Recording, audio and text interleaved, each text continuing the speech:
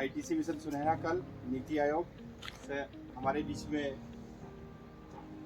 KVK प्रमुख doctor Manoj sir और BL Sahu sir और श्री राम पुरेरिया जी, लोकेश मलगाया जिला समन्वयक आईटीसी मिशन सुनहरा कल और आप सभी किसान भाइयों का इस प्रोग्राम में बहुत बहुत स्वागत, अभिनंदन। प्राकृतिक खेती को लेकर आज का यह प्रशिक्षण आप लोगों के लिए एक महत्वपूर्ण दिशा निर्देश के लिए रखा गया है। मैं कहीं न कहीं आने वाले समय में आप लोगों से अनुरोध में करूंगा कि आप लोग थोड़ी सी भूमि में शुरुआत करें। अर्थशास्त्र को नियम है कि जब कोनो चीज की मात्रा बढ़ जाए तो उसका रेट अपने आप घट जाए। हम आप लोगों को बता दें कि किसान से बड़ो वैज्ञानिक दुनिया में कोनो नहीं है और खेत से बड़ी प्रयोगशाला कोनो नहीं है। तो आपसे निवेदन है कि आपके पास जो चीजें हैं, गैया को गोबर, आप एक गैया के लाने जितना खबर है उसको तो हमारी गैया गोबर दे, या भैंसिया गोबर दे, या बकरिया नेड़ी दे दे, फिर गोमूत्र होगा, गोमूत्र प्याज में होगा, फिर दूध होगा, प्याज में होगा। लेकिन हमें इंसान वो कच्चा गोबर जो रहता है खेतों में अपन डालते हैं, जो कि पचा नहीं रहता है, वो सबसे ज़्यादा नुकसान करता है। तो कच्चे गोबर को कभी नहीं आपको खेत में डालना है, आपको उसकी खाद बना लेना है, या जब वो अच्छे से पच जाए फिर हम उतना ही गोबर अपने अपने खेतों में डालें। ठीक है, मतलब कच्चा गोबर नहीं डालना है, पच जाए, खाद बन जाए, चाहे आप केचुआ खाद बना लो, चाहे नाडेप्टा का खाद बना लो, चाहे आप जीवामृत बना लो, चाहे घनजीवामृत बना लो, चाहे बीजामृत बना लो, कुछ भी ऐसी चीज़ बनाने हैं जिससे उस गोबर का कच्चापन खत्म हो जाए और उसमें से बाँस भी खत्म हो जाए, फिर उसको खेतों में उपयोग करना है। तो वो हमारे खेत में फिर उगरा नहीं आएगा, फिर हमारे खेत में आपका दीमक नहीं लगेगा और भी अन्य बीमारियाँ आपको खेतों में नहीं लगेगी।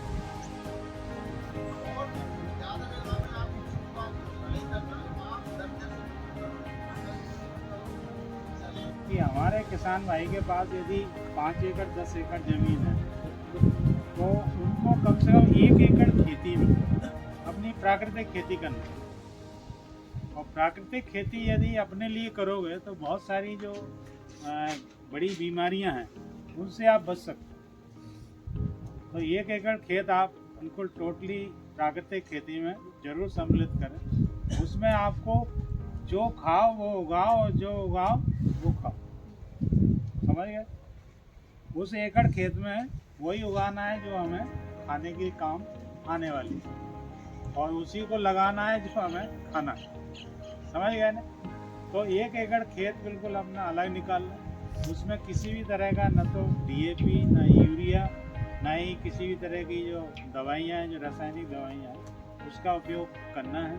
सिर्फ आपको जैविक जो हमारा जो नेचर के जो प्रोडक्ट है उसका काम करना। आप यदि अपनी एकड़ खेत में इसको 1 लीटर भी डाल दोगे ना तो पूरा का पूरा खेत में हमारे जो सूक्ष्म जीव हैं, जीवाणु और जो फफूंदी है वो पहुंच जाएगी। तो उससे क्या होगा कि पूरा का पूरा हमारा जो एकड़ खेत की जो ज़मीन में सारे जो सूक्ष्म तत्व, जो सूक्ष्म जीव हैं, वो सारे जिंदा उसमें पनपने लगेंगे। तो अब इसमें बहुत ज़्यादा यदि आप ये जो जैविक कीटनाशक हैं, जो जैविक जो अपने खाद है, उनको डालोगे तो पूरे जो जीवाणु उसमें फैलेंगे और जितना जमा हुआ जो खाद है उसको वो परिवर्तित करते हैं और उसमें परिवर्तित करके जो पौधे के लिए जो उसमें जरूरत। पक्ष के लोग लड़की को गौ का दान करते थे, चाहे वो बछिया के रूप में हो चाहे गाय के रूप में। क्यों करते थे इसके बारे में आप सोचिए कि आप गोबर का गाय आएगी आपके दोस्तों, आप करो उपयोग करो तो गाय के गोबर की खाद और केचुआ खाद करो। आप हमारी खेती देखें, अभी हमारे आसपास के किसानों के चने में इल्ली लग गई थी, हमने पूर्णतः जैविक अपनाया, हमारे एक भी चने में कहीं एक इल्ली नहीं मिली। हमने पूर्णतः जैविक खाद बना, जैविक रूप से केचुआ खाद डाल करके और जीवामृत और वर्मी वॉश डाल करके खेती की है। आप हमारी फसल देख सकते हैं, ऊपर दवाई की गोली खाने की जरूरत नहीं है। कि भैया विटामिन बी कॉम्प्लेक्स खा रहे हैं, कि विटामिन सी खा रहे हैं, कि विटामिन ई खा रहे हैं, सारे पोषक तत्व अपन को इसी में मोटे अनाज से मिल जाते हैं। इसलिए पहले के लोग हष्ट-पुष्ट और स्वस्थ रहते थे। तो आप लोग मोटा अनाज उगाएंगे तो उसकी आप अब बड़े शहरों में बहुत ही ज्यादा डिमांड होने लगी है, बहुत मांग है। सिर्फ अपने को थोड़ी मेहनत करना पड़ती है बाजार बनाने की। तो अपने अरेवाल साहब हैं, अपने साहू साहब हैं, सबसे मार्गदर्शन लें। और मैं खुद भी प्रयोग करने वाली हूँ इस बार मिलेट्स लगाने का। कुछ जमीन पर मैं मिलेट्स ही लगाऊंगी अभी। तो देखो जमीन बारे हमारे बेड लगे हैं 30 बाई 4 के, ठीक है। हर बेड में हम उन्होंने 30-30 किलो केंचुआ डालो तो एक बेड में, ठीक है। आप खाद से उठा के आप छाछ से भी छान सकत हो, आप चल्ली से भी छान सकत हो। अब खाद की नमी हमें कैसे चेक करने कि खाद में कितनी नमी भाव चाहिए। होत का है कहूँ बिल्कुल धूरा कर दे, बिल्कुल सूख जावे जब खाद डाला खेत में। वो खेत में खाद कब डाले जब अच्छी गर्मी पड़ जावे। अपन के खेत में नमी भाव चाहिए जब खाद डालने, और खाद में नमी भाव चाहिए जब डालने। देखो जो है खाद जो लड़ुआ बन रहा हो, जो खाद अच्छो कहा, अगर जो लड़ुआ बन के बिखर गो तो जो खाद में नमी कम कहा, इनमें जीवाणु कम हो जाते। तो हमें इन सारी चीजों को विशेष ध्यान रखने जब हमें खाद के अच्छे रिजल्ट मिले, खेत में पैदावार अच्छी होती है, ठीक है।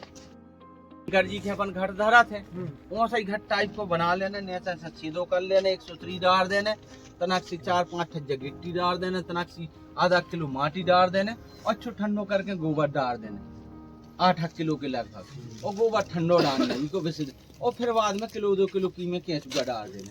वो केंचुआ डाल दे हो तो आपकी कम से कम जगह में आपको खाद घरे तैयार होने लगे। इनमें लगभग हमारों ने 180 लीटर पानी भर लो, ठीक है।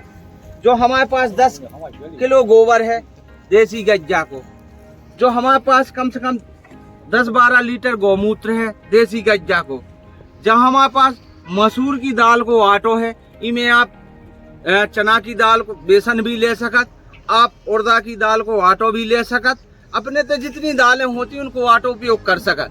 दूसरी क्या के तरह की लगभग पगुआ भर माटी है, ठीक है। जब माटी इसे बुलाई वो बरिया के तरह की, कापोरों ने सबने पढ़े लिखे हो कि बरिया और पीपर के पेड़े सबसे ज्यादा ऑक्सीजन देते हैं, सबसे ज्यादा देते हैं। और इतने कोनो DAP डालवे जात ने यूरिया डालवे जात, उते अगर कोनो लैब में जाके उते की माटी चेक करा हो तो सबसे ज्यादा जीवाणु पाए जात जो खेती में फायदा करा।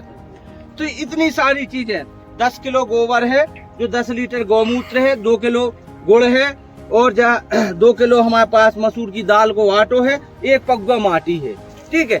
ये सारी चीजें हमें लगभग 180 लीटर पानी में घोलने हैं, और जो ड्रम ऐसी जगह धरने जहाँ धूप न लगे, छाया हो।